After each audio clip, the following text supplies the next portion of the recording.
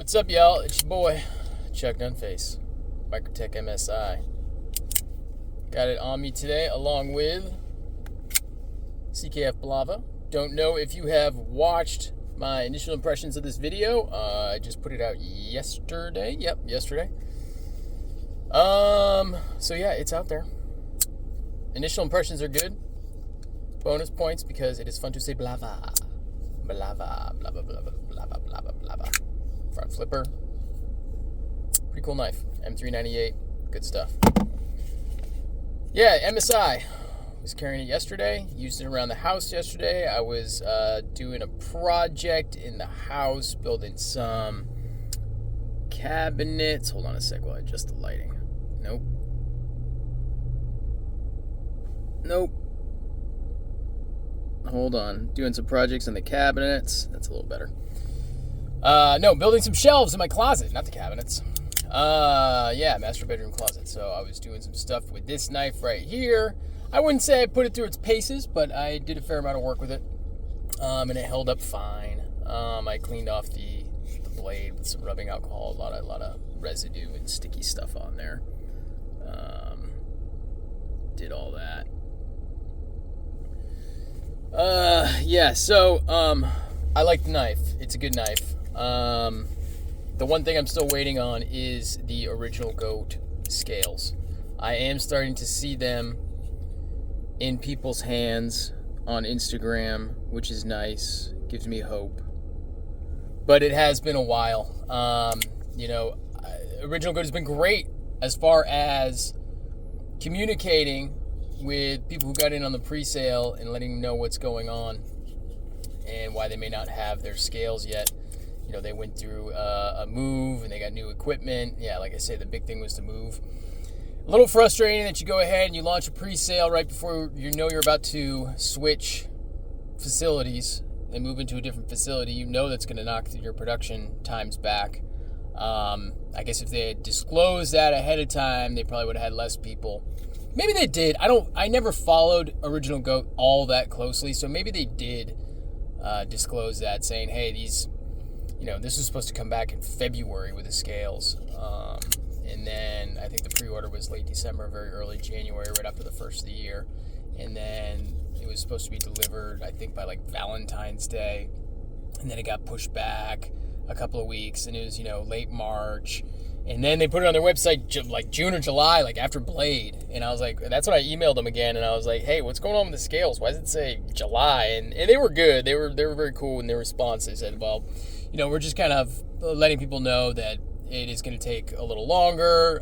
It shouldn't take as long as July, but we're just trying to allow some time for Blade show and all that. But I am seeing them get into people's hands. The ones I ordered are coated to kind of match the blade, so I have like that dual finish blade with the black Cerakote, and then obviously the polished or the satin flats on that. And so I know mine's gonna take a little bit longer. My buddy Killer Knives, his is like a tumbled distressed yellow, I guess, that he got, which sounds awesome. I could have made this one look like a bumblebee. I never thought about that. That would have been dope. But anyway, that ship sailed. So yeah, he's still waiting on his, but I am seeing some kind of trickle into people's Instagram feeds, so that's a good thing. But yeah, it's kind of overall impression of Original Goat as a new customer. I don't know if I'll get in on a pre-sale from them ever again. I might just buy something that was in stock if I were to do that. But, everybody seems to rave about them as far as their quality goes, so I am pretty excited to get those scales put on this knife. Yeah, speaking of the MSI, honestly, yesterday was the first day that I really did anything major with it. I decided to put it in my pocket because I'm like, I'm going to start carrying this at some point. I haven't been carrying it that much because I've been waiting on the scales. The polymer scales, they're just not that great. And I put in my initial impressions video, they do feel kind of chintzy and everything else. Now, to Microtech's credit, they put that out there. It's funny because in engineering and things like that, they often say things that aren't that great. They describe it as a feature. It's a feature. Now, to Microtech's credit, this is designed to be a more budget-friendly offering. they have a full G10 version. Well, G10 with steel liner.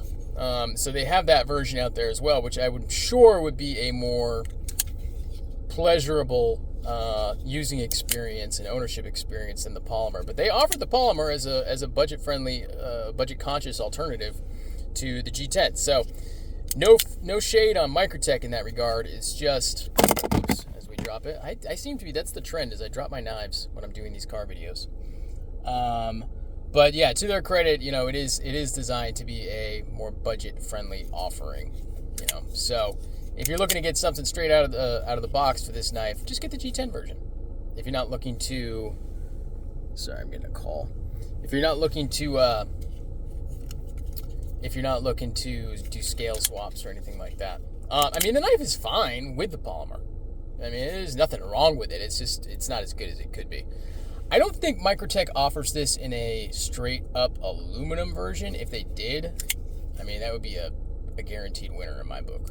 Just the aluminum version of this knife. But I don't think they do. So in any case, just a quick update. Once I get the original goat scales, I will surely do another video on this knife and how these scales are and everything else. But I'm just waiting. Tick, tick, tick, tick, tick, tick, as Chris Berman used to say. NFL Tonight, way back when. Yeah, just waiting on those scales. But yeah, appreciate you following or subscribing to the channel. I know that it isn't always great to subscribe to a channel. I'm guilty of it as well. I don't subscribe to all the stuff that I like, all the content that I like, simply because the YouTube algorithm is pretty good, and it's going to show me what I'm interested in seeing.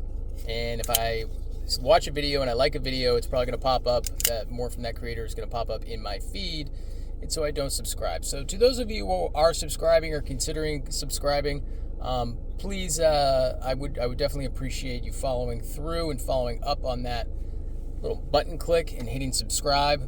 And those of you that already have, I do appreciate it.